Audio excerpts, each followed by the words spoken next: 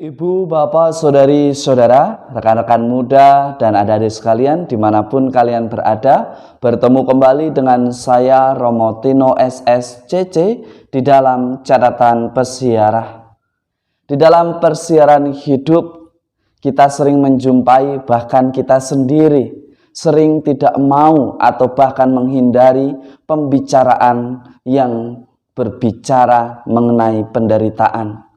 Tetapi seringkali kita melupakan bahwa penderitaan yang kita lalui mendewasakan kita dan semakin mengerti bahwa ada ketulusan cinta di mana ketika hati terluka dan seseorang mampu dengan cinta yang sama, disitulah cinta yang tulus hadir dan nampak nyata di dalam persiaran hidup kita.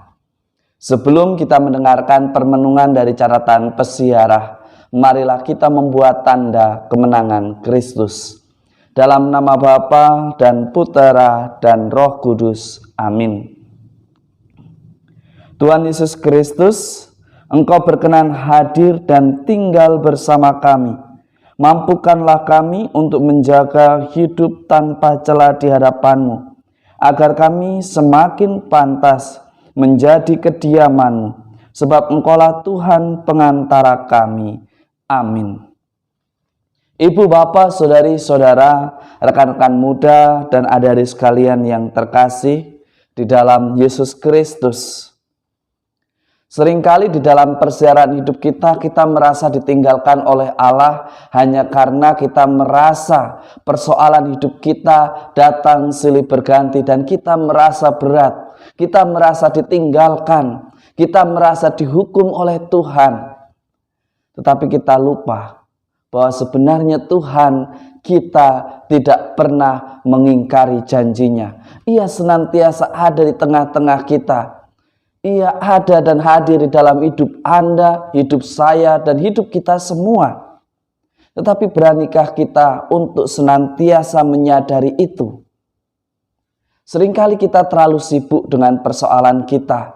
Seringkali kita terlalu sibuk karena menjadikan diri kita yang paling menjadi korban. Dan kita ingin mendapatkan perhatian lebih. Hari ini di dalam kitab Zakaria, kita diingatkan kembali bahwa Allah senantiasa datang dan tinggal di antara kita. Kita hendaknya bersyukur, kita hendaknya bersorak-sorai. Salah satu wujud syukur dan sorak-sorai kita sebagai orang beriman senantiasa bertindak bijaksana di dalam persiaran hidup kita. Kita diajak untuk senantiasa berjuang. Kita diajak untuk senantiasa melihat ke depan. Begitu banyak berkat yang diberikan oleh Tuhan. Tetapi hanya karena keegoisan, hanya karena malas, hanya karena tidak mau menderita, kita seringkali enggan untuk mencoba, enggan untuk melatih kemampuan yang ada pada diri kita. Di dalam Injil hari ini, Yesus mengatakan, dengarkanlah dan camkanlah segala perkataanku. Anak manusia akan diserahkan ke dalam tangan manusia.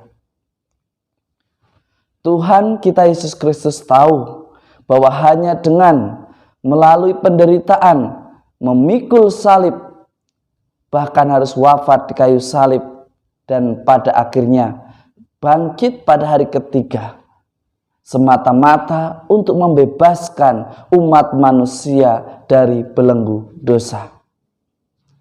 Mungkin bagi Anda, saya, serta kita semua menderita karena masa peraturan pembatasan kegiatan masyarakat. Levelnya nggak turun-turun, levelnya tetap bertahan di level 3. Kita sepertinya sudah bosan menunggu. Tetapi di dalam penderitaan yang kita alami bersama, karena kegiatan dan cara hidup kita dibatasi dengan begitu ketatnya aturan. Tetapi kita semua diajak untuk melihat ke depan. Semuanya ini dilakukan dan diterapkan semata-mata untuk keselamatan Anda, saya, serta kita semua. Beranikah kita sebagai orang beriman yang saat ini untuk memikul salib, yaitu salib kita ialah tentang bagaimana kita tetap mengikuti protokol kesehatan dengan tepat, belajar jarak jauh dengan tepat. Kita semua diajak untuk menggunakan segala fasilitas yang sudah ada demi memuliakan Tuhan, demi sebagai ucapan syukur kepada Tuhan. Mari kita lakukan dengan tanggung jawab. Jangan hanya mengedepankan ego kita, tetapi kita mengabaikan tanggung jawab kita yang berakibat fatal, yang berakibat membahayakan banyak orang-orang di sekitar kita.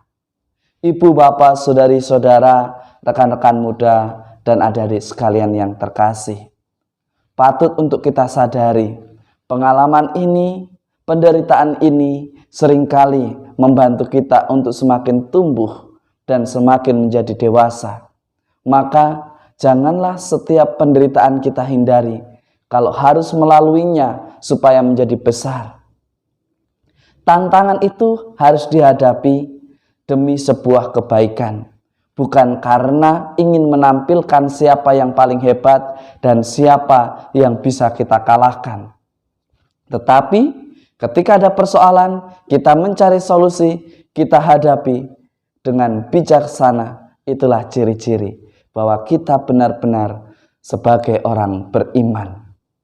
Beranilah menjadi orang beriman yang taat setia meskipun harus menderita, dan tetap mencintai keselamatan bersama meskipun harus tetap pada level yang sama di masa PPKM ini. Semoga berkat Tuhan senantiasa melindungi dan memberkati kita semua, Bapa, Putera, dan Roh Kudus. Amin. Ibu, bapak, saudari-saudara, rekan-rekan muda, dan adik-adik sekalian yang terkasih, pengalaman penderitaan adalah guru yang terbaik agar kita bisa belajar dan tidak mengulangi kesalahan yang sama. Maka pada akhir pekan ini tetaplah taat pada protokol kesehatan, tetaplah setia pada iman Anda dan saya serta kita semua. Maka Allah pun yang senantiasa ada di antara kita, kita rasakan kehadirannya dan tanda kasihnya semakin nyata di dalam pekerjaan kita. Selamat berakhir pekan, Tuhan memberkati. Amin.